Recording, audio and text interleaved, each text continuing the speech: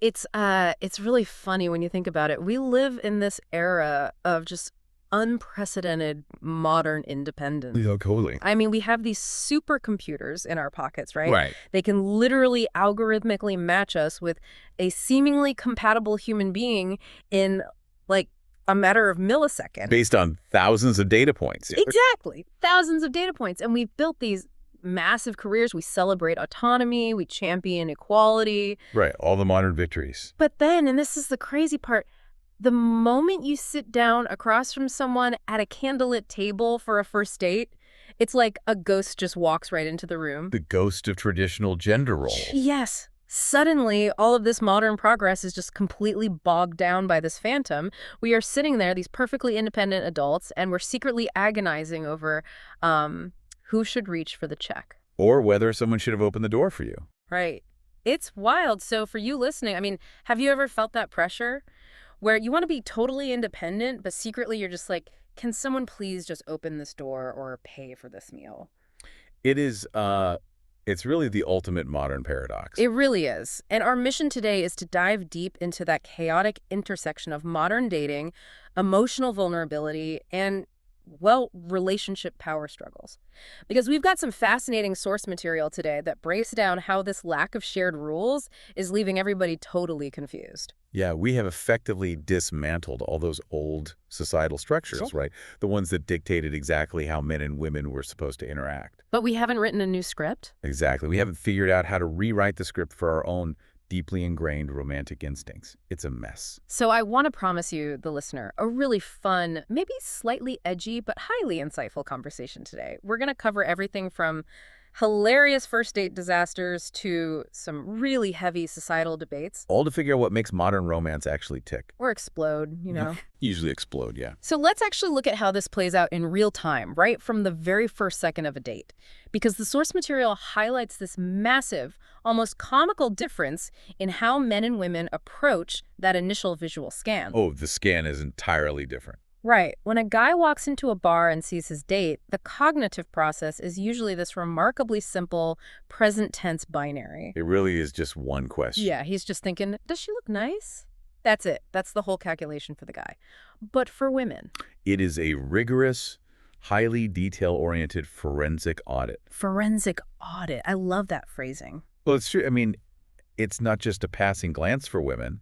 It's an involuntary data collection process. Like Terminator vision. Huh? Yeah, kind of. A woman isn't just looking at the overall silhouette. She immediately spots the nice, expensive button-down shirt, but then she registers that he paired it with cheap, mismatched jeans. Oh, the mismatched jeans are killer. And she notices the scuffed, dirty sneakers. Right, the details. She even notices whether the cologne he's wearing actually matches the energy of the venue, or if he just, doused himself in something generic from a department store. Okay, but wait, let me push back on that a little bit. Because on the surface, to a guy listening, that just sounds incredibly critical. It sounds picky, sure. Yeah, it's easy for a guy to hear that and think, oh, so women are just these impossibly picky fashion critics. But there's a deeper psychological mechanism at play here, right? Absolutely. It has almost nothing to do with being a fashion critic. What is it then? That hyper-awareness is a manifestation of historical conditioning. It's a very subtle underlying power struggle. Women have been culturally and evolutionarily conditioned to assess long-term safety and partnership viability. Because historically, the stakes were way higher for women. Exactly. Making the wrong choice in a partner had devastating, life-altering consequences for a woman's survival, her financial security, her social standing. Wow, so that forensic audit Yeah. of the scuffed sneakers and the mismatched clothes, it's not about fashion. No, it's a subconscious risk assessment. So you're saying the scuffed sneaker is a potential data point about his reliability in a crisis? That's exactly what the brain is doing. The brain is asking, does this lack of attention to detail translate to how he manages his finances? Or his apartment, right? Yeah, does it reflect how he maintains his living space? While a man is just sitting there thinking, oh, she looks great, the woman is mentally fast-forwarding 10 years into the future. She's doing the 10-year math. Right. She's asking herself, can I wake up next to this person on a Sunday morning? Is he going to be a reliable father? Does he have the situational awareness to not lose the kids in a crowded park? Precisely. Men, on the other hand, have historically been allowed this luxury of living purely in the present moment. Because they didn't have to worry about the same physical or financial survival in the partnership. Right, the societal power dynamics protected them from having to make those exact same survival calculations. That is wild to think about.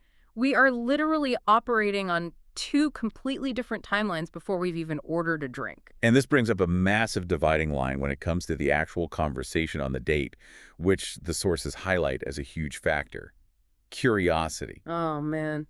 The role of curiosity. We've all heard of the ultimate dating red flag, right? The dreaded monologue date. The one-way press conference. Yes. You're sitting there and it's exhausting. The other person is just rattling on and on about their job, their gym routine, their crypto portfolio. And they don't ask a single question about you. Not one.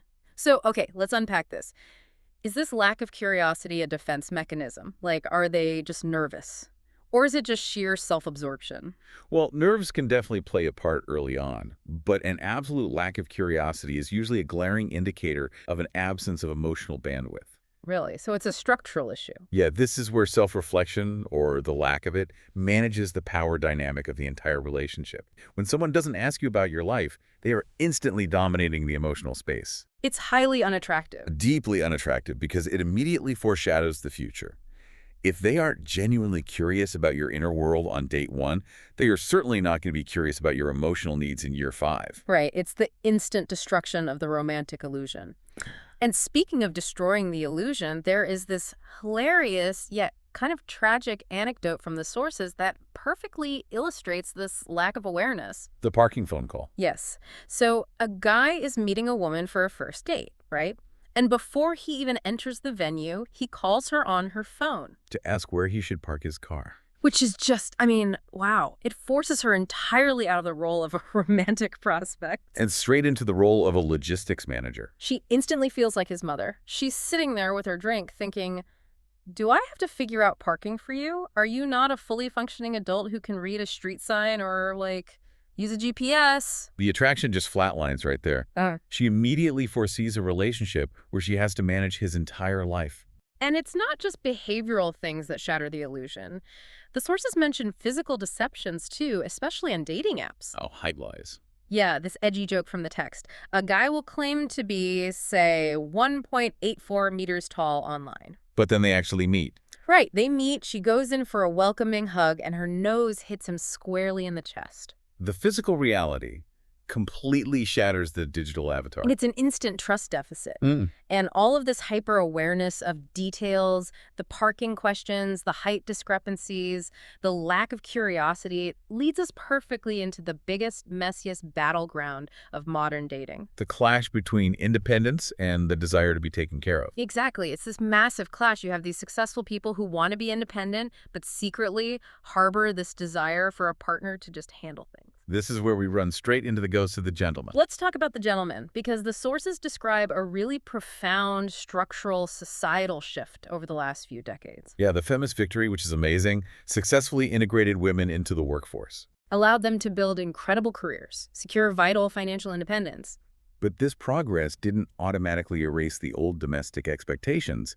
It just layered new expectations on top of them. The dreaded double shift. Right. Women now frequently carry what sociologists call the double shift.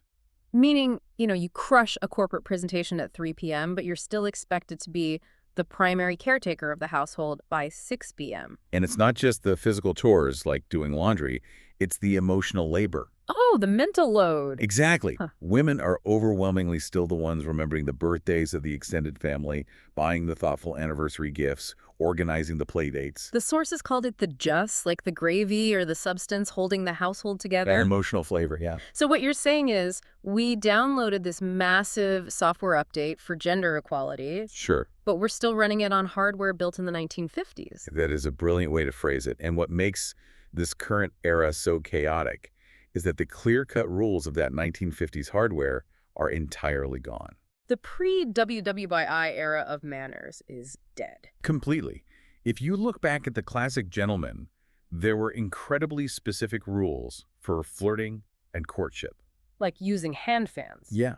A woman might drop a handkerchief to signal interest, or use a hand fan in a very specific, codified way over her lip to show she was open to being approached. So the rules of engagement were universally understood. A guy didn't have to guess if he was being creepy or forward. He just waited for the handkerchief to drop. Precisely. Men knew their role was to open the door, pull out the chair, be the polite provider, and follow the script. But we burned that script. We did, because it was restrictive and fundamentally unequal. But the problem is we haven't written a new one to replace it. And that leaves this massive void of behavioral expectations. Here's where it gets really interesting, because I want to use an analogy here. Okay, go for it. It's like sitting down at a table to play a board game, but the players don't realize they're playing two entirely different games. Oh, I like this. Right. So the man thinks they are playing Monopoly. His goal is to be a good provider, accumulate resources, land on free parking, maybe pay for dinner to show he's capable and generous. He's just trying to follow straightforward rules. Exactly. But the woman is playing chess. She's analyzing his opening move, seeing how he treats the waiter, trying to figure out if his decision to pay is a genuine offer of partnership, or if he's trying to capture her queen and establish financial dominance. That is spot on. He's just trying to pass go without failing.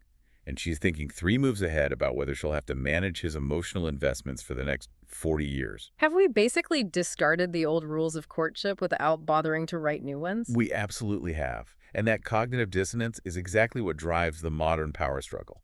How does that manifest, practically? Well, women want to loudly and proudly broadcast their independence. I have my own career. I make my own money. I don't need a man. Which is valid. Highly valid. Yet simultaneously, many secretly harbor a strong, vulnerable desire for a man to just step up, take the reins, and say, I've got this, let me take care of you tonight. It's this exhausting battle between ideological feminism and deep-rooted romantic instinct. And let's be honest, it leaves men completely hopelessly lost. They are terrified of doing the wrong thing. A guy is paralyzed. If he insists on paying for the first date, is he being patronizing? Is he insulting her financial independence? But if he suggests splitting the bill, does he look cheap? Right. Does it signal he lacks the capability to be a provider? This creates a total communication breakdown.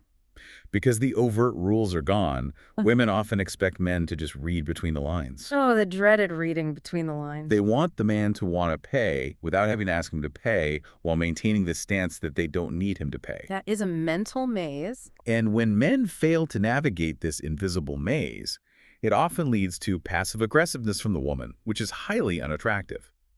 Men, conversely, crave direct instructions. They want to know the boundaries so they can succeed. There's this incredibly relatable, almost painful imagery from the sources about the modern man trapped in this dynamic. The fitting room. Yes, the fitting room. Picture the miserable guy waiting outside the fitting room in a women's clothing store. He is absolutely terrified. He really is. When his partner steps out and asks, does this make me look fat? He knows the old rules of mindless flattery don't always apply, and he has no idea what the new rules of emotional validation are. It's a trap. If he gives the wrong answer, if he is too clinically honest or not enthusiastically reassuring enough, he knows there will be a chilling distance between them for the rest of the night. The wrong answer means no sex that night. He is paralyzed by the potential for failure. But we have to look at the other side of that coin, too.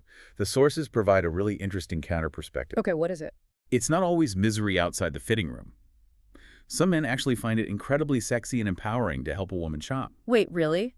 Because usually the trope is the guy holding the purse, looking at his watch, hating his life. True, but when a man feels he has positive, welcomed influence, and the woman actively invites his input, the power struggle dissolves. They genuinely enjoy having a say in her elegance. So it becomes a shared experience rather than a test. Exactly. It highlights how these dynamics aren't inherently toxic. They only become toxic when the roles are ambiguous and the expectations are hidden. That makes total sense. Okay, so if we're talking about unwritten rules and hidden expectations, we have to talk about the physical and societal reality of the board we're playing on. The macro issues. Right, because a date doesn't happen in a vacuum. It happens in the real world, and the real world has some incredibly heavy, polarized issues that inevitably crash right into that candlelit dinner. And the micro dynamics of who pays for a cocktail are ultimately just reflections of these macro-level arguments about gender, safety, and bodily autonomy. I want to be really clear with our listeners here. We are going to dive into some intense, politically charged topics mentioned in the sources, but we are strictly impartially reporting on what the sources discuss. We're not taking sides, just analyzing how these cultural realities impact dating. Right. It's about seeing how the outside world infiltrates the relationship. Let's start with safety, because it is the starkest reality. The statistics in the source material are just heavy, 90% of women have faced some form of intimidation. and 24% have faced actual physical violence. That is a massive percentage. So when a woman is assessing a man's situational awareness on date one, she's not just wondering if he's polite. She's wondering if she is physically safe in his presence. There is a visceral fear that underpins a lot of female behavior on dates. To understand the societal temperature, the sources look at the protests surrounding the tragic femicide of a girl named Lisa. Yeah, those vigils were heartbreaking. They were peaceful gatherings mourning violence against women, but there were reported incidents of men actually pulling female protesters off their bicycles. And spitting on them, which is just horrifying. It's an image of a societal power struggle boiling over into literal physical street conflict. So if a woman is carrying the weight of that reality, she's bringing a completely different level of defensive armor to a first date than a guy who has never had to look over his shoulder walking to his car at night. Precisely. The baseline of safety is fundamentally unequal. And then the struggle moves from physical safety to economic power. The wage gap. Specifically the wage gap, which is a major source of tension regarding who should be the provider in the relationship. Let's actually break this down, because the wage gap is debated endlessly online and in the media. How does this practically manifest in the sources? We have to separate the total wage gap from the unexplained wage gap. Okay, let's look at the total gap first. Imagine two employees, a man and a woman. Both are 25 years old, both making $50,000 a year. At age 30, they both have a child. Right. Societally, the expectation overwhelmingly falls on the woman to reduce her hours to manage childcare, so she drops to 4 days a week. Taking on that double shift we talked about. Exactly. And over the next 10 to 15 years, she misses out on compounding annual raises. She misses the promotion tracks that quietly require 60-hour work weeks, and she loses seniority. So by the time they are 45, his salary might have doubled, while hers has stagnated. That is the total wage gap driven by life choices shaped by societal pressure. Okay, but the counter-argument to that, which we hear all the time, is always, well, she chose to work part-time. That's not discrimination, that's math. Right, that's the common rebuttal. But there's a second layer to this in the sources, right? The unexplained gap. Exactly. Even when economists meticulously control for the part-time work, the career breaks for pregnancy, the differences in industry choices, there is still an unexplained wage gap of roughly 10 to 13%. So even with all things being totally equal, there's a 10 to 13% discrepancy. What lives inside that 13%? Unconscious discrimination. Wow. It's the subtle assumption by management that the male employee needs the promotion more because he's a provider. Or the behavioral biases. Yes. It's the bias that views an assertive woman negotiating her salary as difficult or abrasive, while an assertive man doing the exact same thing is viewed as showing strong leadership material. And all of that resentment, the career sacrifices, the subtle workplace biases that sits right there at the table when the check arrives. It absolutely does. The financial dynamic on a date is loaded with all of this history. But if we think economic independence is a tense topic, it honestly pales in comparison to the debate over bodily autonomy, because this is where the ideological divide becomes intensely, painfully personal. The abortion debate is perhaps the ultimate power struggle outlined in the sources. Again, we're strictly reporting what's in the text here, keeping it completely neutral. Of course. We often treat it purely as a political talking point, Right. but at its core, the text argues it is a profound clash of fundamental survival instincts and emotional vulnerabilities. Let's look at both sides of this carefully, because the emotional cores are entirely different. Let's start with the perspective heavily influenced by conservative voices in the sources. Think of arguments popularized by commentators like Charlie Kirk, which are cited in the text. Right. They ask a biological and philosophical question. If a unique two-cell organism exists with its own DNA, doesn't that constitute the beginning of a life that deserves protection? And attached to that philosophy is a very specific, deep-seated male emotional vulnerability that rarely gets acknowledged in modern dating discourse. Which is? The feeling of absolute terrifying powerlessness. Break that down for us. Imagine a man who deeply loves his partner and desperately wants to be a father. He is 50% of the conception. But legally, physically, and ultimately morally in the eyes of the law, he has absolutely zero say in whether that pregnancy continues. Because it's her body. Right. If the woman chooses to terminate, he is entirely excluded from the decision. For men whose identity is heavily tied to being a protector and a provider, being told they have no voice in the sight of their potential child is described as a profound loss of agency. A source of deep, silent pain. Exactly. It's a massive vulnerability. That makes a lot of sense. You can see how that fear of powerlessness could make a man highly defensive. But then you flip the board and you look at the intense, overriding vulnerability on the other side. The female perspective. Right. The argument for absolute bodily autonomy, particularly in the first trimester, is rooted in the undeniable fact that the woman carries 100% of the physical, medical, and lifelong societal burden of that pregnancy. The female demand for bodily autonomy is driven by a fundamental need for physical self-protection. It's bodily survival. This viewpoint also points to history, warning that banning abortion doesn't stop the procedure, it merely drives it underground. Leading to dangerous, illegal, and often fatal consequences for women. It's a matter of basic physical survival and maintaining control over one's own body and future. And the text makes a really sharp ethical point regarding male responsibility here, too. About negligence. Yeah. The argument is that if a man is negligent, like if he refuses to wear a condom, or leaves the mental and physical burden of contraception entirely to the woman, he fundamentally forfeits any right to demand a say in what happens next. You can't have it both ways. Right. He cannot be careless and passive on the front end and then demand authority and control on the back end. Which perfectly illustrates why these massive macro issues are so vital to understand. They aren't just abstract theories you debate on Twitter, they are the underlying architecture of how we trust each other in a relationship. Speaking of trust, there is a terrifying ethical dilemma regarding pregnancy mentioned in the sources that perfectly illustrates the darkest side of this power play. The trap. Yes, it's a scenario where a woman desperately wants a child, but her partner definitively does not. And the trap that friends sometimes casually suggest to her is to just accidentally get pregnant. He won't leave once there's a baby. That is highlighted as a massive ethical violation. It's toxic. It is a toxic unilateral power play that entirely strips the partner of their life agency. It uses biology as a weapon to force compliance, which is the ultimate betrayal of trust within a relationship. So when we look at all of this, the safety, the wage gap, the bodily autonomy, what does this all mean for you, the listener, sitting across from a date? How much of this heavy cultural baggage are we unconsciously bringing to the dinner table when we are just like trying to figure out if we like a person's sense of humor? We bring all of it. Yeah. Every single bit. Really? All of it. Yeah, because our ethical frameworks are highly subjective and emotionally driven. To illustrate how our logical boundaries shift based on our emotional attachments, the source mentions a fascinating analogy. The kitten analogy, this is wild. It is. It's used to test people's rigid definitions of life in these polarized debates. When debating what constitutes a life to be protected, someone is asked if they would willingly give an abortion pill to a pregnant pet cat, thereby destroying the kittens.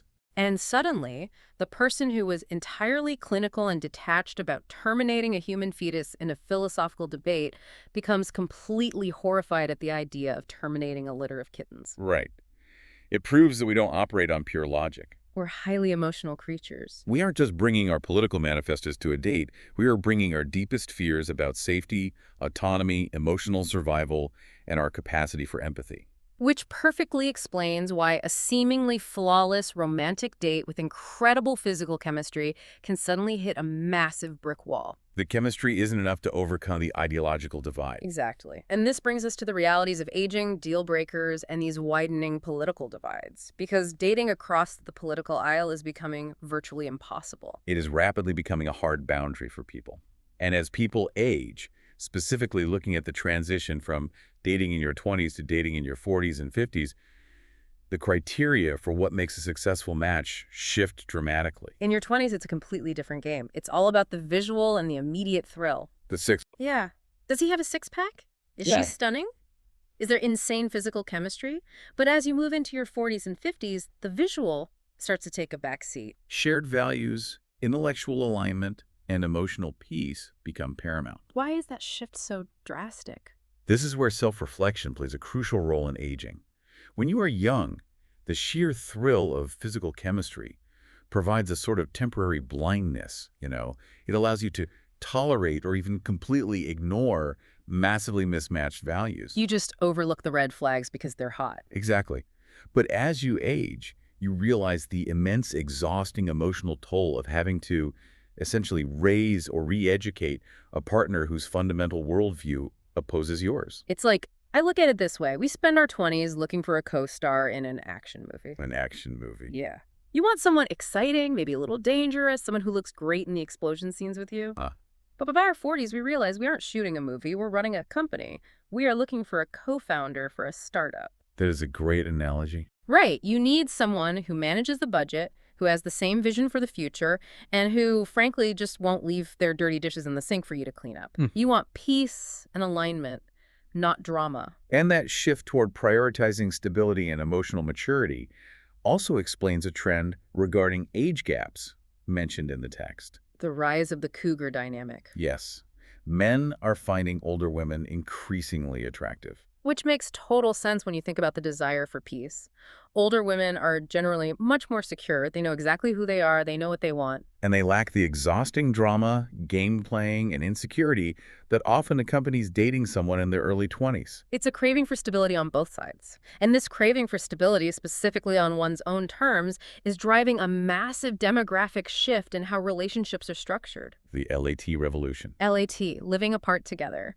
This is fascinating to me. The statistics in the source show this is growing significantly, jumping from 2% to 4% among the over 50 demographic. It's doubling. Yeah. People are committing to serious, exclusive, long-term relationships, but they are absolutely refusing to move into the same house. And the underlying reason for this is deeply tied to everything we've discussed about the double shift and emotional labor.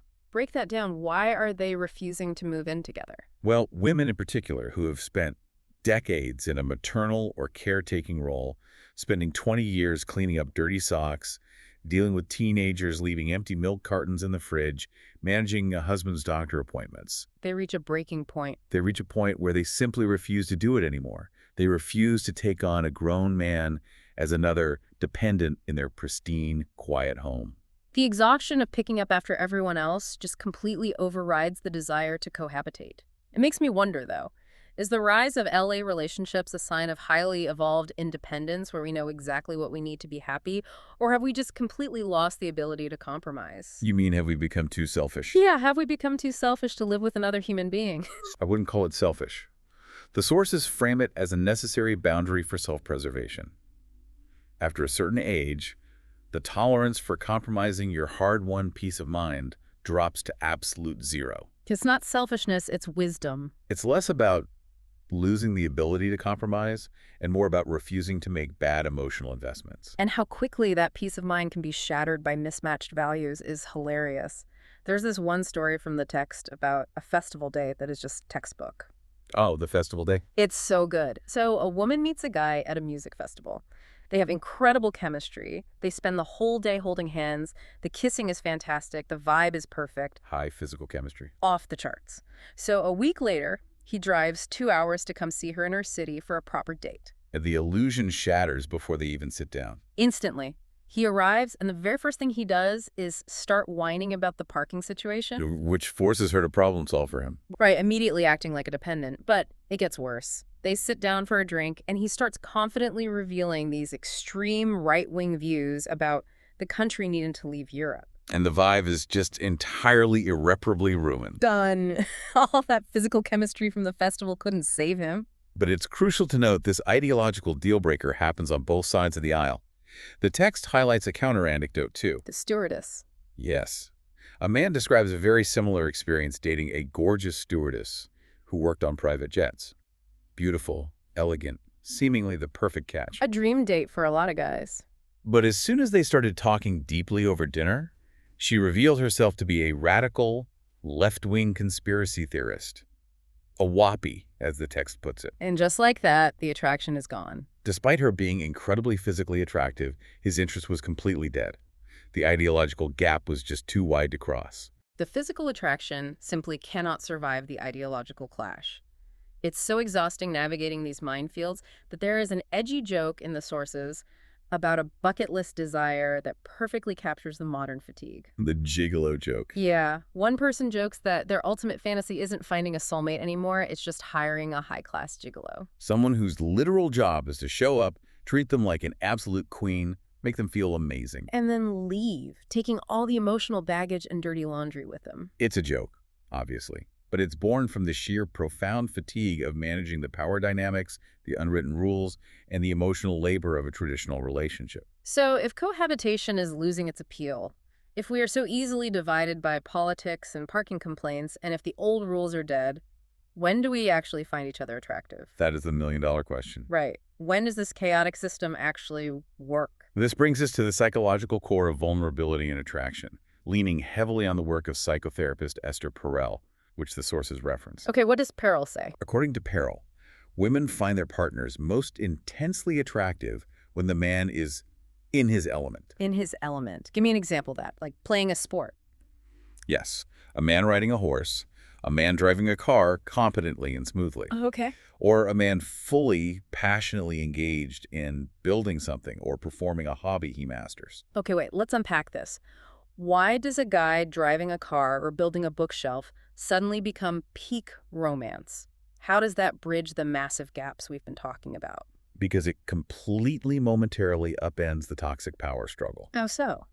To understand why, we have to synthesize everything we've talked about and compare how men and women fundamentally express and experience emotional vulnerability. Okay, let's look at men first. For men, vulnerability is very often tied to utility.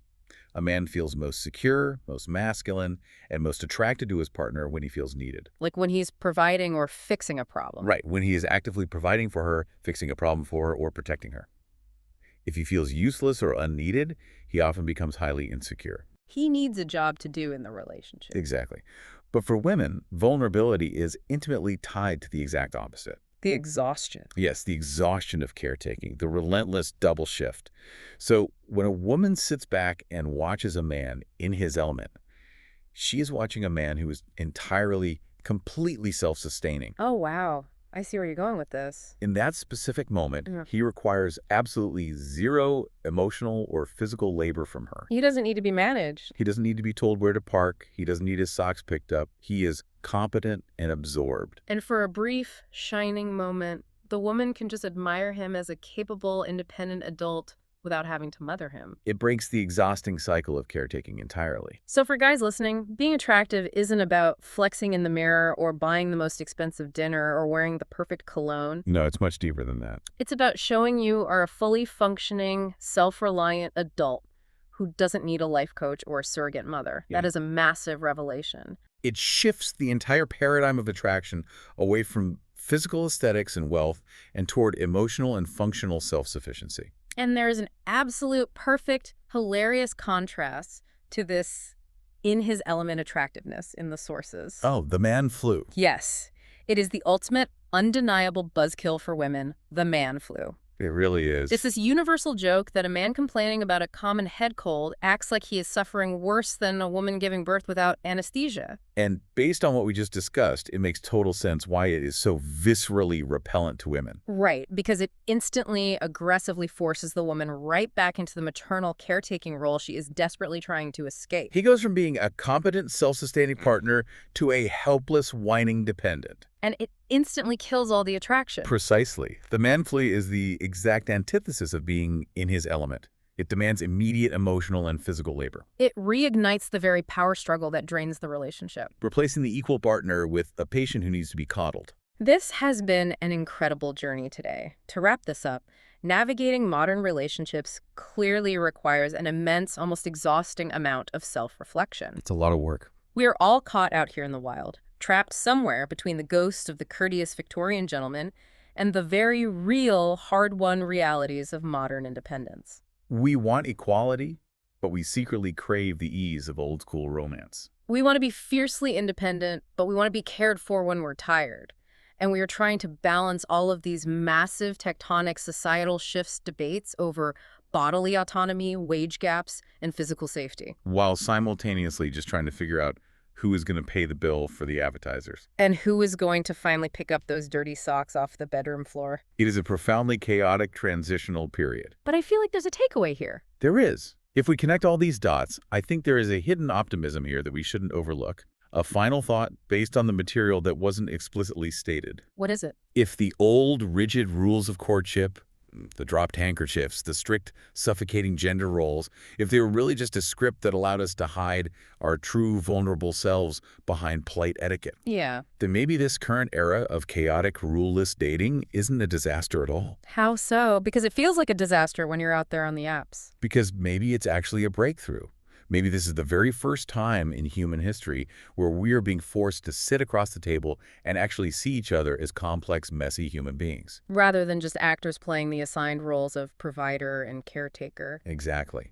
The confusion we feel is simply the price of authenticity. Wow. So the next time you are on a date and you're feeling that awkward tension over the bill or a lull in the conversation, ask yourself, are you just trying to cast this person in a pre-written role to make yourself feel safe? Or are you genuinely deeply curious about who they actually are? Now that is a thought to take with you to your next candlelit dinner. Thank you for joining us on this deep dive.